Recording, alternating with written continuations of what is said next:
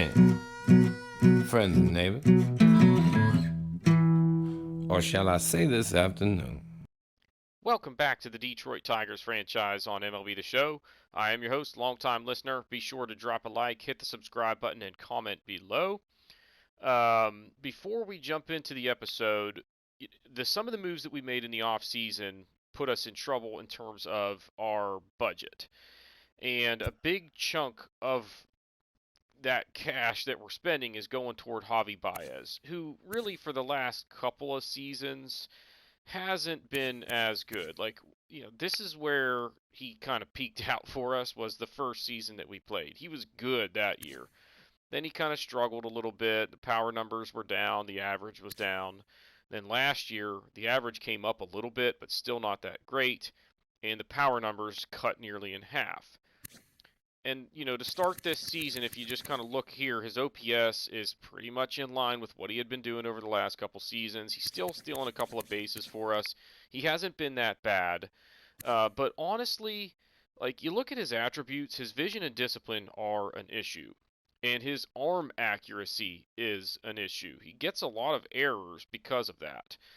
To the point where, late in the games lately, I've been using Willie Castro as a defensive substitution or Mondesi if Castro was already in the lineup or whatever, and Mondesi wasn't. So, bottom line, I'm kind of looking to move him because his contract is a bear. We have him locked up for 3 more years, and he's not getting any better. So we were looking to move him. We packaged Ty Madden with him. Now, Ty Madden is one of these guys that's 25 years old, B potential. He's a 70 overall, so he's okay. I don't expect him to ever be like a starter at the major league level. Or if he is, it's not going to be for a couple of years, and it's probably going to be due to an injury. So I'm okay packaging him to ship him off to make a deal work. Now, the Nationals have Brady House. He's 21 years old, and he's already listed as an 80 overall. His defense is fantastic. His speed is okay, but it's not like a huge asset. It's just not, an issue. He's not going to be a stolen base threat, but he's also not going to be hitting into 1,000 double plays because it's Miguel Cabrera running down the line.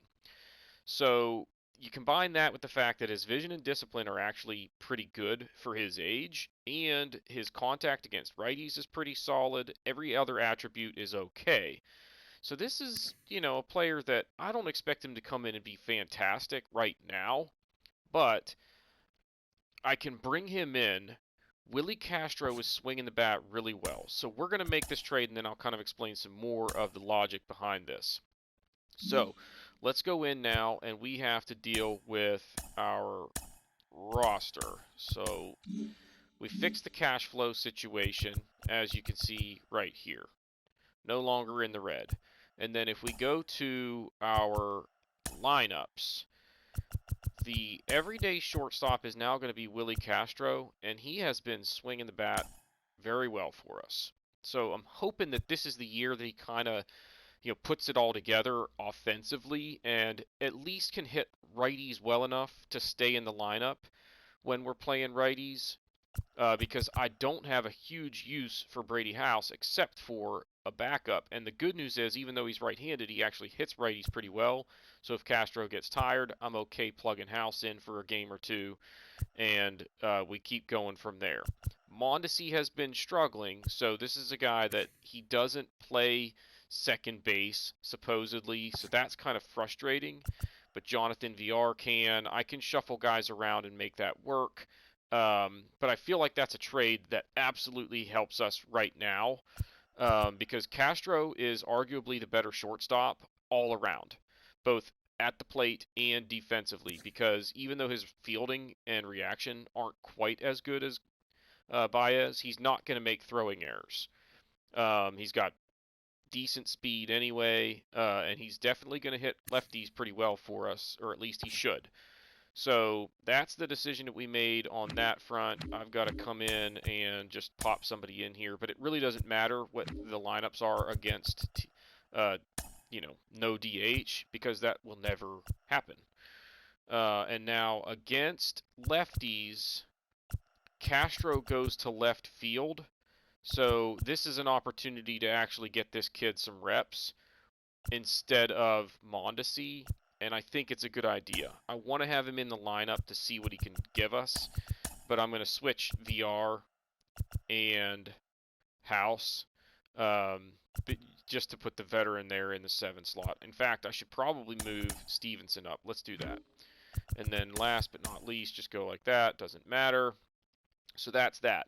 Now, the other thing that we will need to do is go find somebody to replace Ty Madden. So we just need to go find a starting pitcher. Garrett Hill is out here. Remember, we actually used him a little bit last year, and he wasn't very good, but he's going to be a AAA starter. It doesn't really matter too much. I'm not going with Joey Wentz. We know what we're getting out of him. We really know what we're getting out of just about any one of these guys, but I want to get somebody that isn't 35 or older. Garrett Hill is the best option out here. Just signing him to a 2-year deal, I guess, just to give us a little, actually 1-year deal. I'll give you $600K. Yeah. All right. So now, last but not least, go to the pitching rotation. And I think, no, he's 28. 24, you're my man. I know you're a C potential, but getting him into the rotation gives him a chance to kind of show us what he can do. Maybe he can develop a little bit, and we find a diamond in the rough there.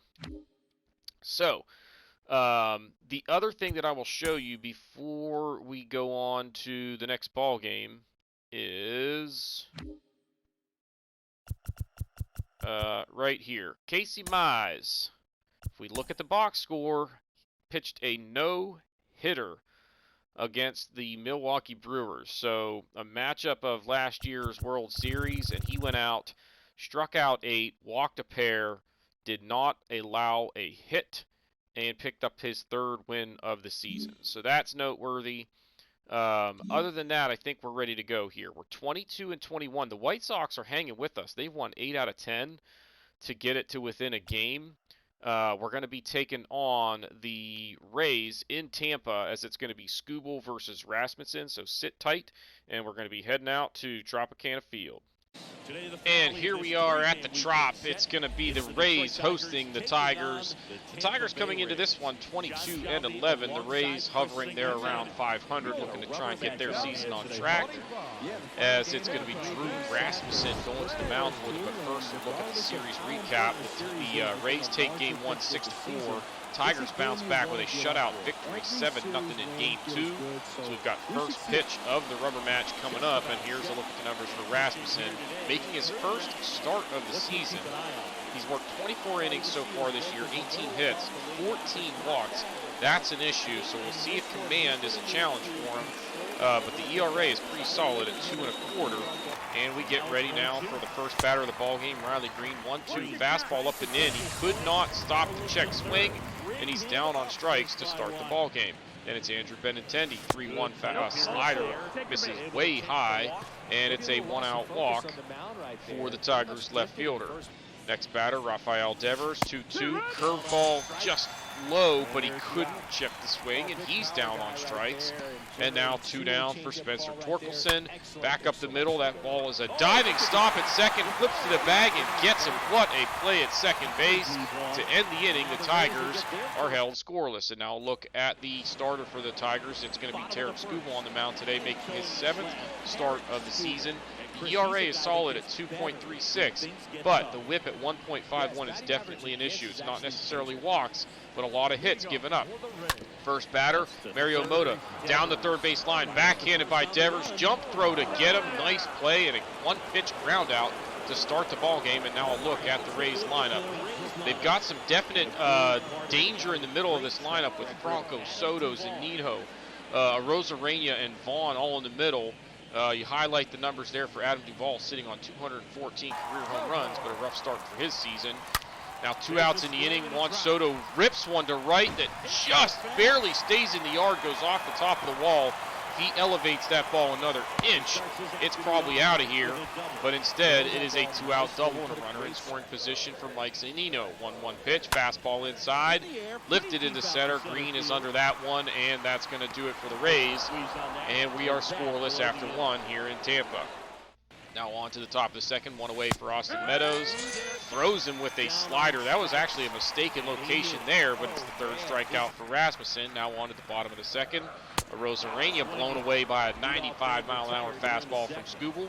That's the first out and first strikeout for the lefty. Then with 2 away, it's going to be a strikeout again as Duvall couldn't catch up to that one. A couple of strikeouts for Scooble, and we are scoreless after 2. On to the top of the third, one away from Mondesi. Fastball misses low and away. He's on with a walk, and he's got some speed. We'll see if the Tigers try and put him in motion and get him in scoring position. There he goes. 2-1 pitch is a strike, but he is into second with a stolen base, and now into scoring position. As you see, he just gets a fantastic jump here. His speed, you're just not going to get him, regardless of how good the throw is. Now with 2 away, it's Andrew Benintendi. A 1-0 pitch is a fastball right down the middle. That is smoked into the gap. Going to one-hop the wall. The run comes in to score. Mondesi, or Benintendi going to turn and head for third, and he is in with a triple. So it looked like that ball probably should have been fielded a little bit more quickly and hold him to a double, but good heads-up base running by Benintendi to get to third, but it's not going to matter. As Devers had a pitch to hit there, but lifts a fly ball deep to center, and it's going to be handled for the final out of the inning. The Tigers get on the board. It is 1-0 here in Tampa as we head to the bottom of the third. 2 outs for Mota. Swing and a miss on a changeup down and away. It's now 3 strikeouts for Scooble through 3 innings of work. Now on to the top of the fourth. Spencer Torkelson on a 3-2 fastball up and in. Good piece of hitting to get his hand inside to that one, and hits a soft line drive into left center field for a leadoff single. Rasmussen at 60 pitches right there with just nobody out in the fourth, and then a couple batters later, Austin Meadows gets a hanging curve and hooks one down the line. Fair and gone for his 5th of the year against his old team. He has had some success against these guys, and that makes it 3-0 Tigers. Then ugly swing there from Castro, as yet again the Tigers check swing went around, and he's down on strikes to end the inning. Now on to the bottom of the fourth, swing and a miss, the ball in the dirt. Stevenson sends that down to first, and that's the first out of the inning, and now 4 strikeouts for Scooble. He's looking pretty solid out there. Next batter, Juan Soto, 1-0 pitch. Nice piece of hitting there. That's a slider down and away, and he does a good job to go with it. Against the shift, that goes all the way to the wall and left, and it's another double for Soto. He's 2 for 2 with a couple of extra base hits.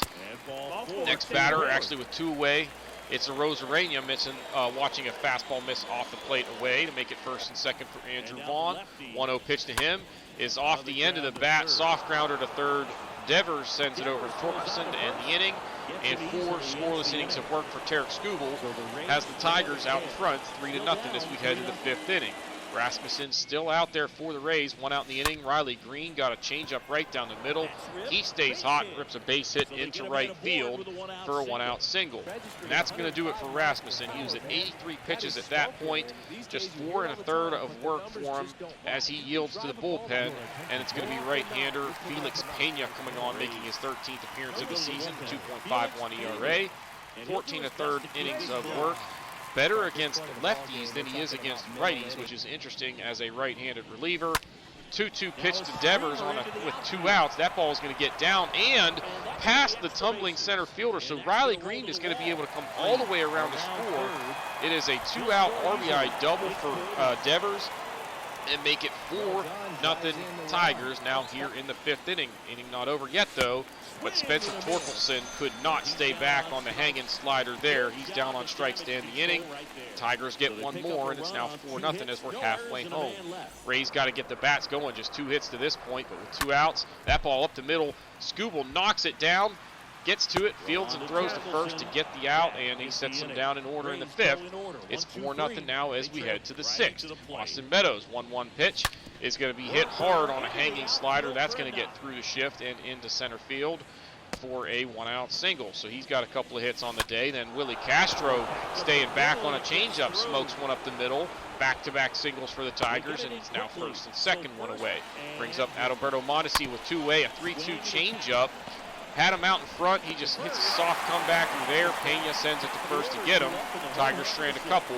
But again, Rays got to get the bats going. First batter here in the bottom of the sixth is Mota, and he takes one into center field on a 3-2 pitch and starts the inning off with a base hit. Then it's Wander Franco. 3-2 pitch to him is outside.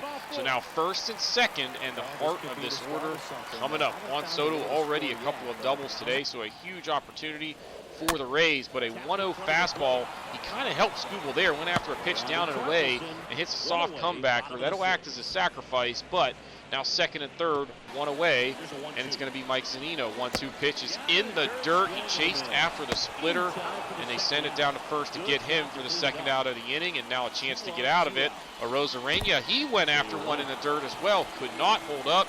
Stevenson sends that one down to first to end the inning, and a huge opportunity missed for the Rays as it's now 4-0 as we head to the seventh, and Alex Claudio coming on out of the bullpen in relief.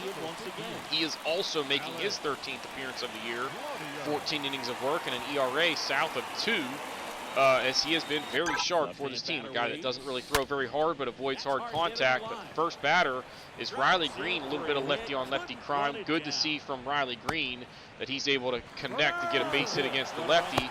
And now a 2-0 pitch is outside for ball 3, and Green was on the move, steals second for his 6th stolen base of the year. Later in the inning, 2-2 to Rafael Devers. That ball hooked down the right field line and will bounce out of play.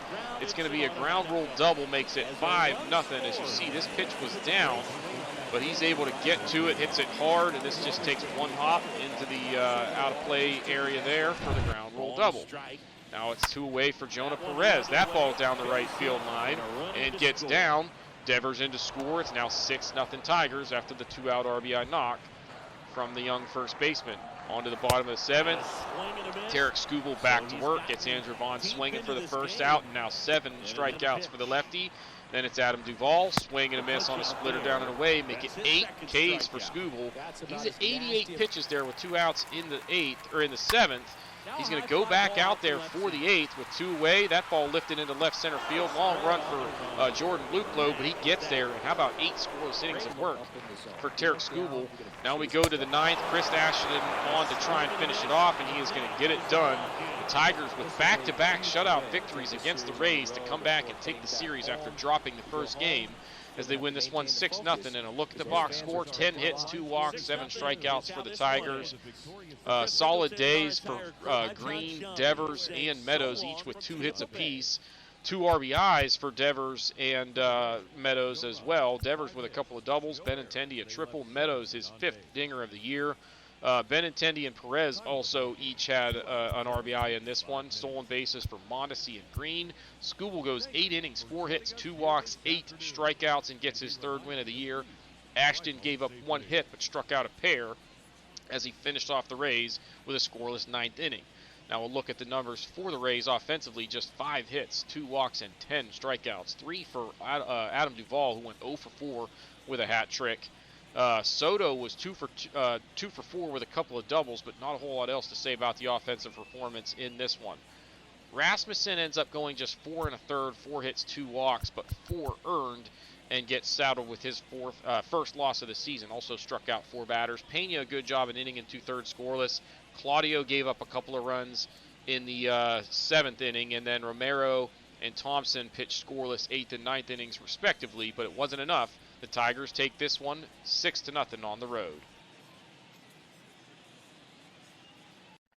Now, before we have any more action here, we have a key injury here as Tyler Stevenson, torn hamstring, is going to miss significant time here.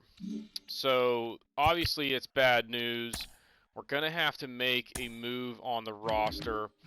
And if we look at our catchers, Dingler's already on the Major League roster.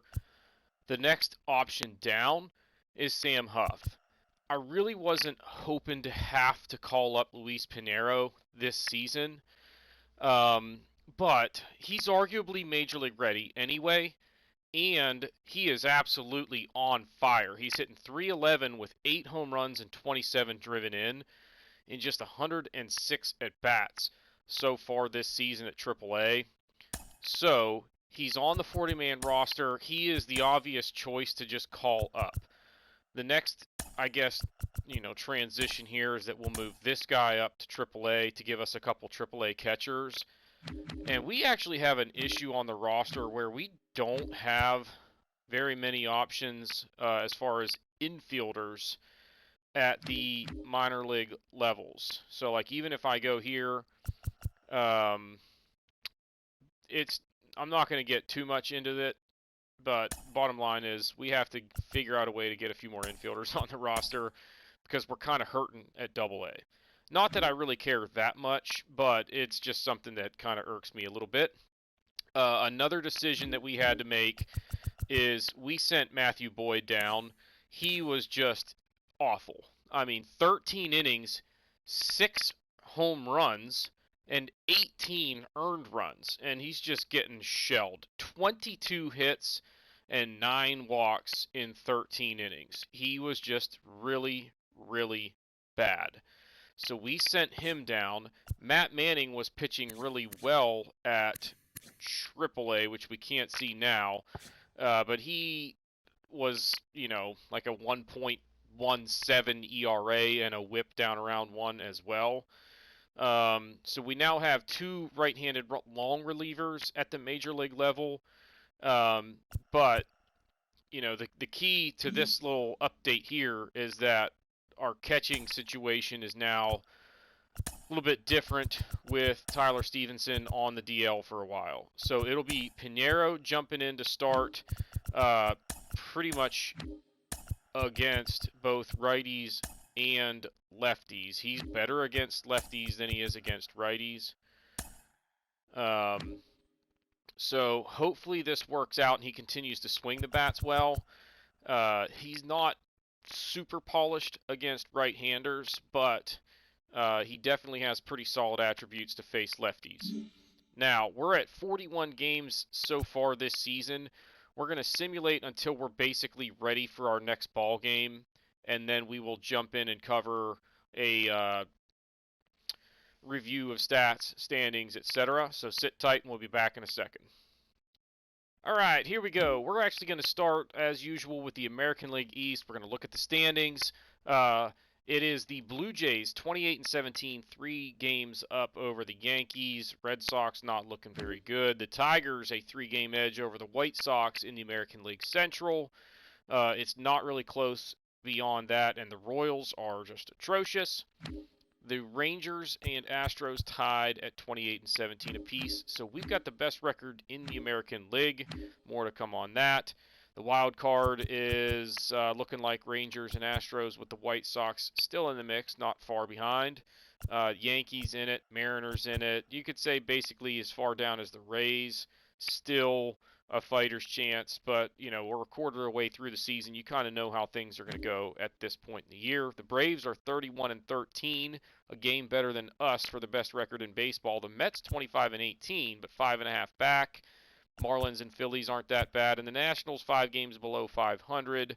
Not terrible, but they've got work to do. The Brewers in the lead in the Central, 27-16, and the Pirates 23-20, a winning record thus far on the season, so not too bad for them. The Cubs right at 500. The Reds and Cardinals are falling pretty far behind, and then the Dodgers 25-20 is the best record in the West. So this one's still kind of up for grabs, even as far down as the Diamondbacks, just 6.5 back, but they're going to have to turn it on, and they've lost 9 in a row. So that's not good. And then the Giants 14-29, also not very good. Now, let's take a look at our team statistics. So we will start with the offense, sort by OPS, and go from there. So Pinheiro has actually been okay. Very small sample size. He is, it says he says he has, what was I just seeing that looked like he had 2 hits, but he definitely does not. He's got 1 hit. He's 1 for 5, but it was a 3-run homer.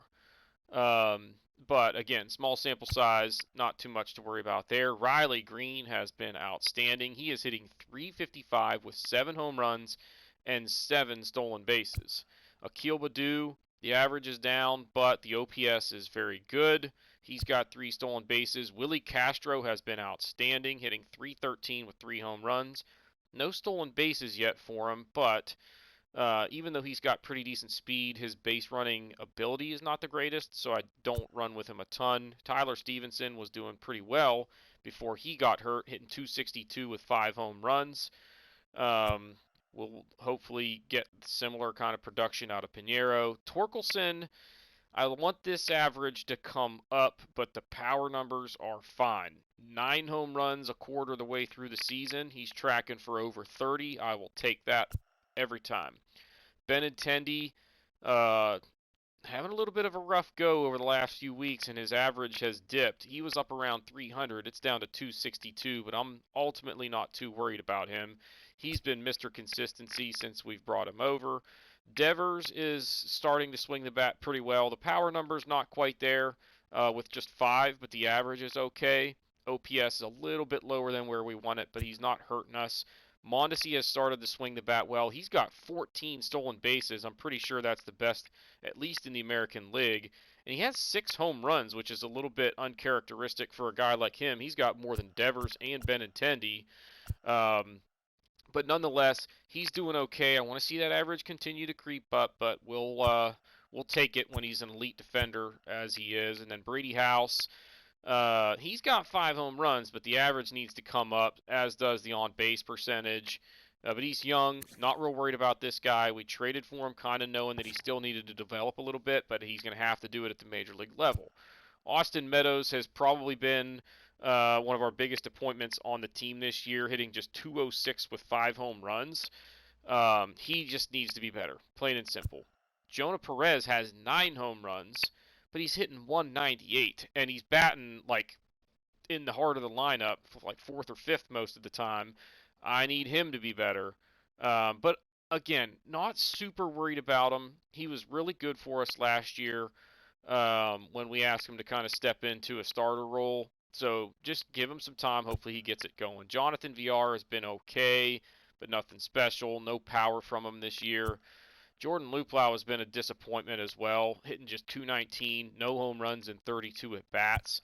Dylan Dingler, using him sparingly. I don't expect a ton out of him, but he's still been a little bit of a disappointment, hitting just 156, no power. He is doing a decent job getting on base at 308 relative to a 156 on base or batting average, but he's got to start hitting the ball hard and finding his way on base that way. Now, pitching. We will sort by whip, and we're going to start with the good. Matt Manning, since being called up, not really a sizable sample to work with. He did give up a home run as the only person to reach base. Not worried about him just yet, but it's TBD from him. This guy has been sensational. He is 9-0. He's made 9 starts, and he has picked up the win in every single one of those outings. 63 2/3 innings of work is second best on the team behind Casey Mize. He's got 54 strikeouts and just 4 walks. He has to be the Cy Young front runner right now. He's on pace for over 30 wins, which is just insane. Casey Mize has been pretty darn good as well, a .82 whip, an ERA of 2, and he's not getting any run support or he'd have a whole lot more wins, but 4-2, hasn't lost a game since his 3rd start. He's been really good. We blew a game the other day that would have been his 5th win, and he went 8 1/3 before we went to the bullpen. Andrew Chafin has been outstanding, a whip south of 1. Hasn't given up an earned run in 14 1/3. He's got a win, a loss, and a save across that stretch. Eduardo Rodriguez has been very good. A .99 whip. Can't argue with that. 2.42 ERA. He's 5-2 and 63 1/3 innings of work.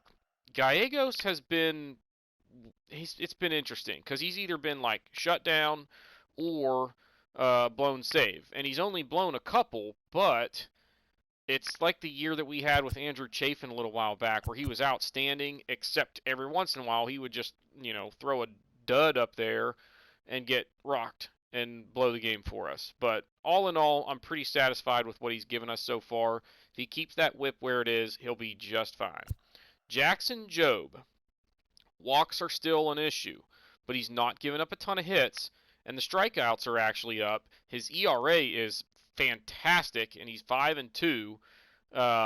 Really happy with what he's given us so far. He continues to develop. He's only 22 years old, and with numbers like that at 22, imagine what he could do if he develops a little bit. When he's like 26, he should be up in the 90s overall and just flat dealing. Matt Strom has been really good for us. The ERA is really good. The whip needs to come down, but he's been pretty solid. Matt Tabor, long relief guy, only 11 2/3 innings of work, but he hasn't been that great. The whip is way up, the ERA is up, but he's usually coming in garbage time just trying to log innings for us, and that can be a tough situation. Tarek Skubal, the whip is a definite concern, and a lot of it is walks, just like Jackson Jobe, but he's also giving up more hits. I can't tell you how many times he's had 2 or 3 guys on base before he finally gets out of an inning. So his ERA is okay, but he's been flirting with disaster a lot, and it's hurting his innings pitched because he's had a lot of traffic to deal with. The pitch counts are getting up, and I'm having to pull him in the 6th inning or earlier in some cases. So bottom line, he's 4-2 and a 2.79 ERA. If he can keep that up, we'll be fine, but I want to see that whip come down. Brandon Webb, probably the biggest disappointment on the team as far as the pitching staff this year, with the exception of maybe Matthew Boyd, not pictured here.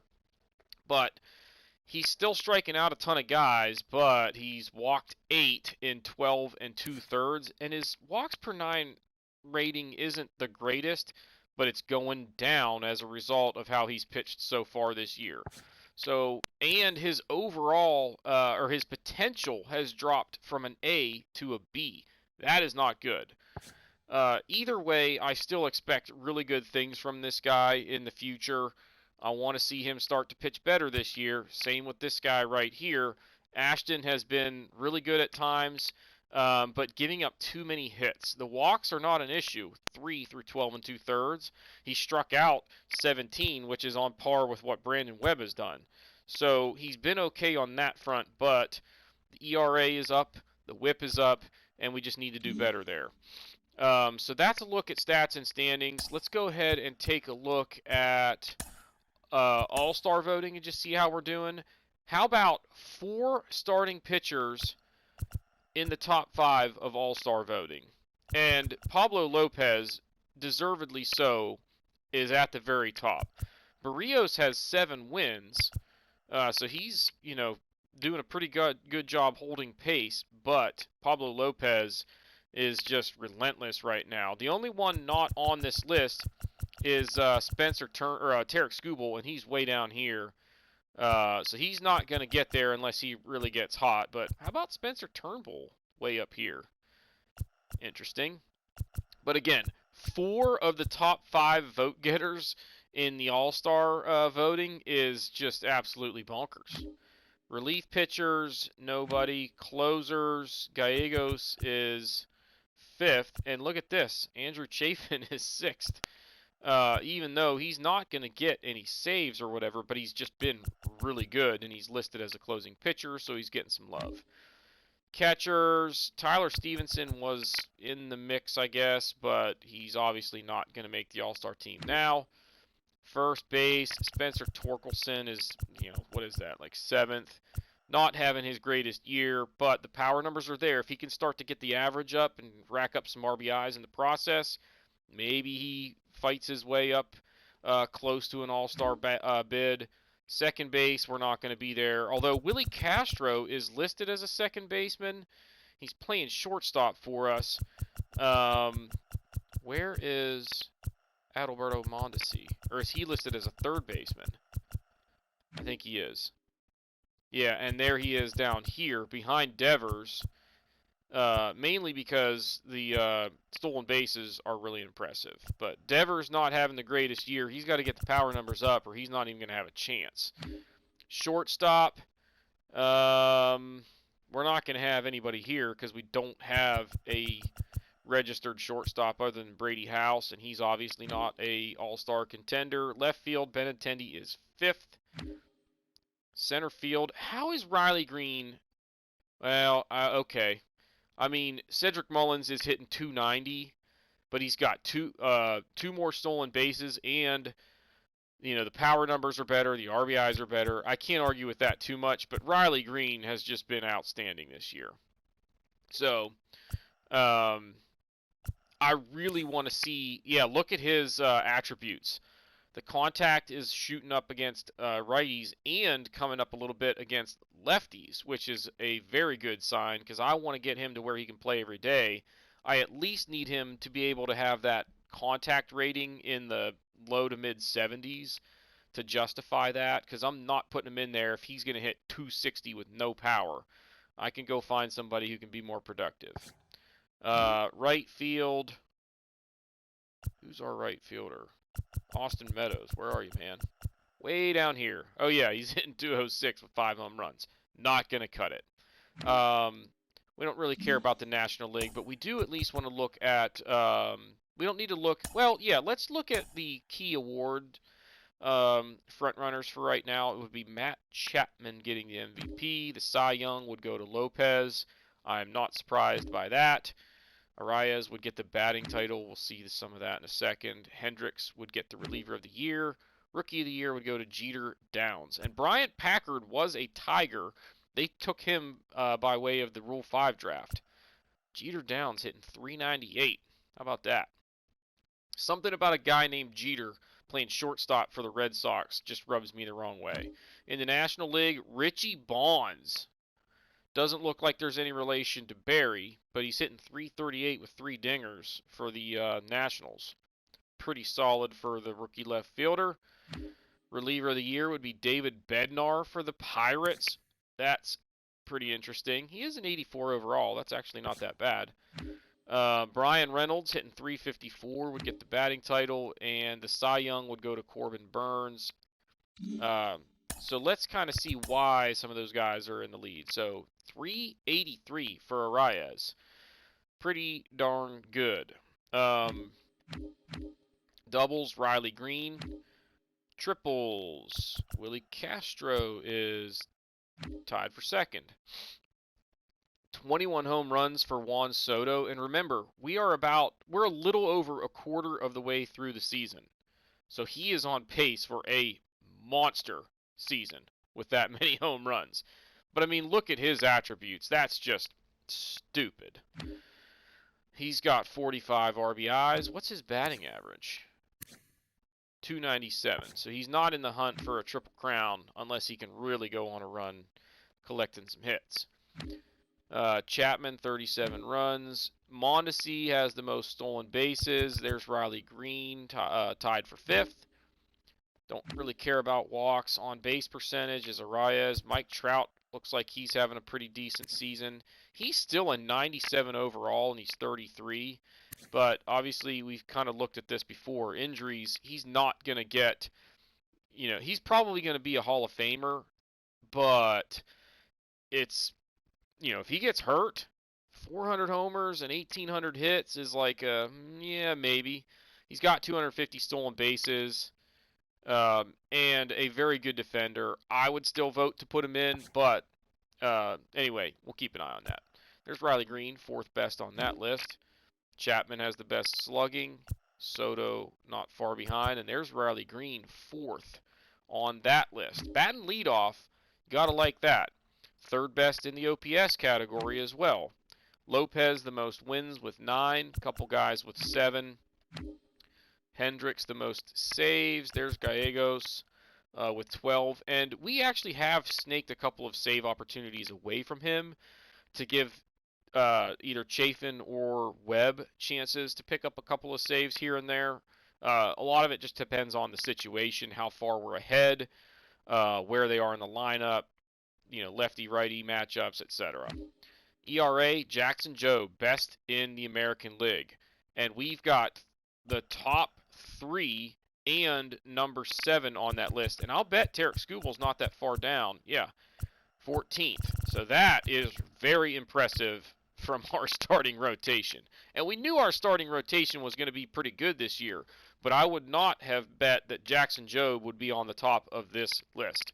I wouldn't have even bet that Pablo Lopez, maybe Casey Mize, and then Spencer Turnbull was on our team last year. So holy moly.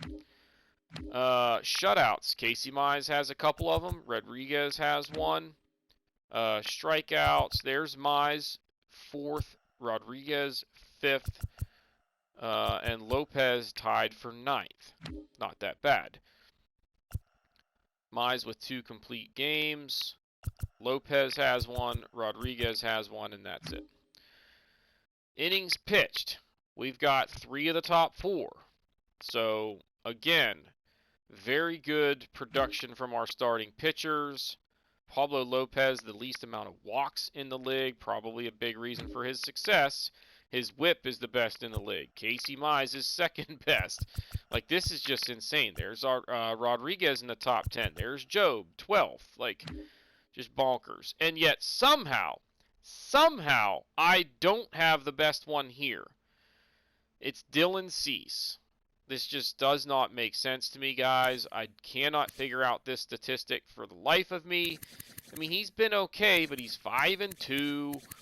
His whip is okay. The ERA is okay. But how is he better than Pablo Lopez? How's he better than Casey Mize, even? So, whatever. Batting WAR, Matt Chapman, and there's Riley Green, 3rd on that list. I understand with batting WAR, it's a little bit wonky because it depends on your position. But pitching, it should be pretty straightforward. Brian Reynolds, 354 for the Pirates. And there's the rookie Bonds. How much is he playing? Wow, how? This guy, look at this. He's not even supposed to be that good, but he's just tearing the cover off the ball right now. Not a lot of power. So that he's going to come back down to earth. There's no question. Schrock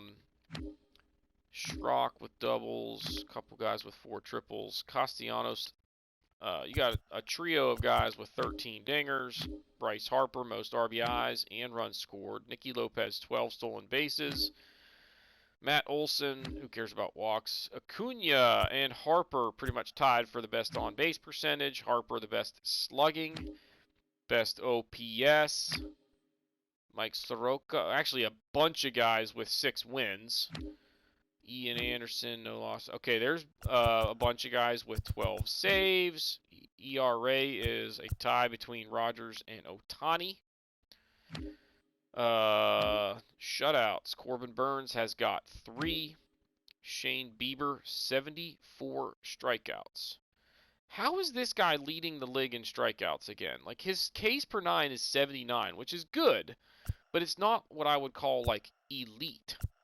And that's what I'm struggling to wrap my mind around. Although none of these starters really have elite numbers there, except for Ohtani, I would say 85 is pretty darn good, but he's probably not pitching as much. So, anyway, 3 complete games for Burns. Urias, 65 innings worked. Oh, there's Ohtani. So, like, here, again, why is he not racking up more strikeouts than Shane Bieber? Or at least close to as many. That's just bizarre.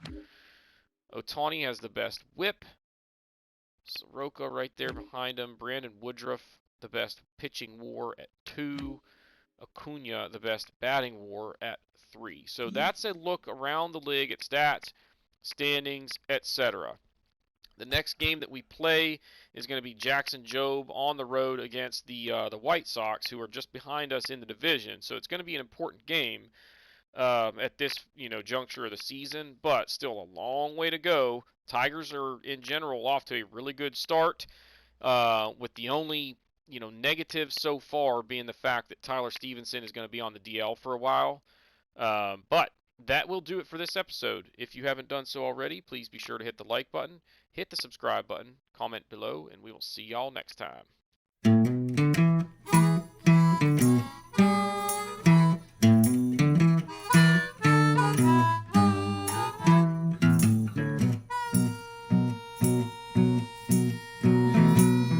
Good evening, friends and neighbors. Or shall I say this afternoon?